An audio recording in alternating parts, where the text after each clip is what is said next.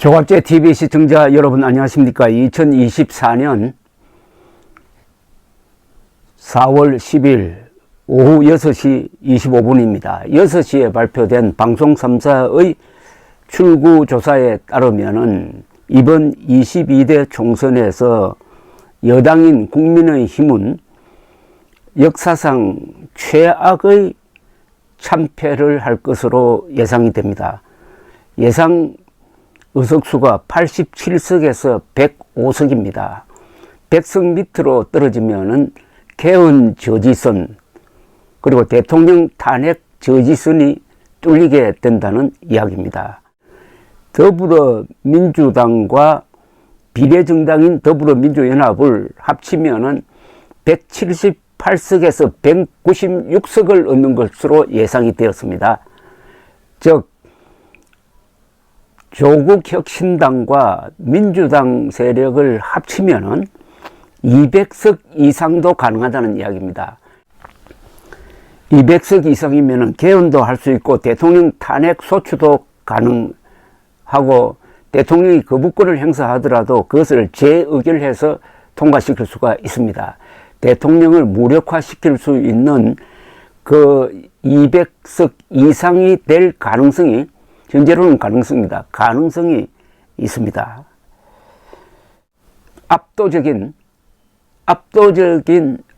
역사적인 야당 압승입니다. 이 조사는 KBS, MBC, SBS가 한국리서치, 입소스, 코리아리서치에 의뢰해가지고 오늘 오전 6시부터 오후 6시까지 전국 254개 선거구에서 투표를 마치고 나오는 유권자 35만 9,750명을 대상으로 조사를 했습니다. 신뢰도가 매우 높는데 플러스 마이너스 2.9%포인트에서 7.4%포인트의 오차 범위를 갖고 있습니다.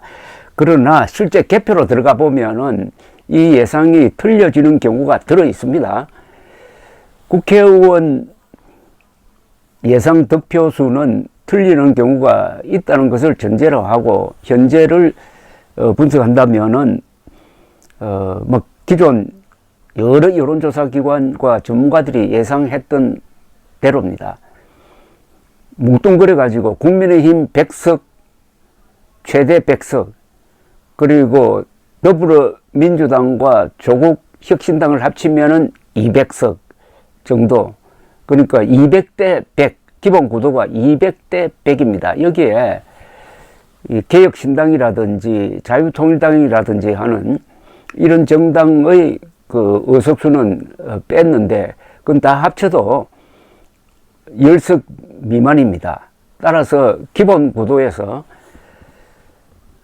여야를 딱 나눠버리면은 200대 100이다. 막 이렇게 이해하면 되겠습니다. 그리고 지금 각 지역구 여론조사를 보면은 안철수, 나경원, 권영세, 김은혜 이런 사람들이 경합하고 있는 것으로 나오고 있습니다.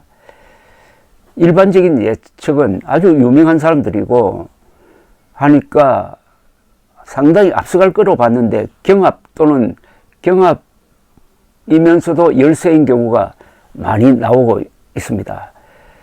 수도권은 특히 경기도는 완전히 민주당세가 쓸고 있습니다. 그리고 호남이 있습니다.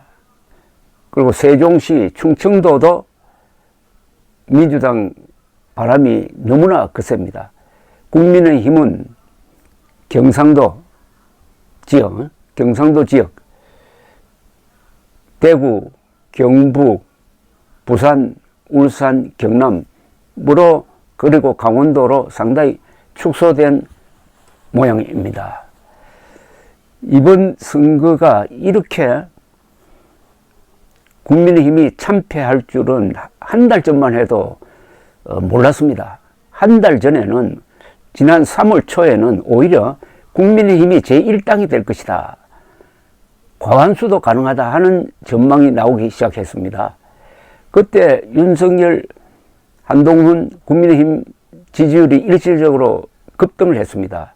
즉 이른바 의료개혁을 한다고 밀어붙이니까 그게 그런 효과를 불렀습니다. 착시 현상이 벌어졌습니다. 그러나 일주일도 안 돼가지고 완전히 여론이 바뀌기 시작했습니다. 즉 의료개혁이 의료대란으로 변하는 걸 보고 국민들이 불안감을 느끼기 시작했습니다. 그리고 윤석열 대통령의 오만 불통 이미지에 무능 이미지가 더해지고 말았습니다. 그 순간에 조국 혁신당이 등장했습니다. 그러니까 윤석열 대통령의 오만과 무능에 분노한 사람들이 완전히 왼쪽으로 갔습니다. 여론이 거대하게 좌회전하기 시작했습니다.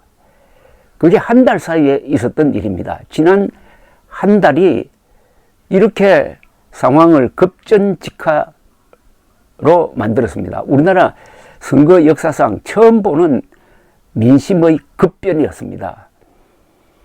이번 이 선거는 윤석열 검찰 정치 심판이라고 봅니다. 윤석열식 특수부 검사식 정치에 분노한 사람들의 일종의 이게 분노 투표입니다. 이런 바람은 어떤 울분이 없으면 이런 투표 성향이 나올 수가 없습니다. 윤석열 대통령의 통치 스타일에 대해서 그동안 쌓였던 불만이 이런 식으로 폭발했다고 보여집니다. 이거는 폭발입니다. 폭발. 집권 여당이 이렇게 크게 진 것은 아마 역사상 거의 처음일 겁니다. 2016년에 박근혜 새누리당이 졌지만 한석 차이였습니다. 그 한석 차이가 결국은 박근혜 대통령 탄핵으로 가는 문을 열고 말았습니다. 이번엔 한석 정도가 아니라 200대 109도의 참패입니다. 윤석열 대통령이 그동안에 기자회견도 하지 않고 부인 문제에 대해서는 한 번도 제대로 국민들에게 해명도 하지 않고 자신을 대통령으로 만드는데 1등 공신이었던 이준석 대표를 몰아내는데 아주 지리하고 치사한 방법을 쓰고, 그리고 김기현 씨를 대표로 만드는데 안철수, 나경원을 내치고, 그러다가 나중에는 김기현까지 아주 비정하게 내치고, 이런 모습을 쭉 지켜봤습니다. 그리고 상방향 소통은 하지 않고 기자회견 하지 않으니까 일방적으로 발표만 하고 지시만 하고 하는 것을 지켜보면서 외교 안보에서는 좋은 일도 많이 하지만은 윤석열 대통령 스타일이 마음에 들지 않는다. 윤석열 대통령 꼴도 보기 싫다 하는 여론이 너무나 광범위하게 커지고, 여기에 의료 대란을 통해서 오만할 뿐만 아니라 무능한 사람이다. 이렇게 되니까 온건한 보수 성향, 중도 성향 사람들까지도 이탈하는 모습을 보여주었습니다. 사실 오늘의 이 선거 결과는 2022년 7월에 결정된 겁니다. 2022년 7월에 윤석열 대통령이 이준석을 몰아내면서 지지율이 50% 하던 지지율이 30%로 떨어졌습니다. 중도층이 이탈했습니다. 그리고 젊은 층이 이탈을 했습니다. 그 여론 구조가 지금까지 계속되다가 이런 참패를 불렀습니다. 윤석열 대통령은 이상하게도 자기를 도와준 사람을 잘라냈습니다. 이준석, 안철수, 나경원, 그리고 의사 집단까지 다 적으로 돌렸습니다. 이것은 정치의 일반 원칙에 반하는 통치를 했다. 이렇게 되는 거죠.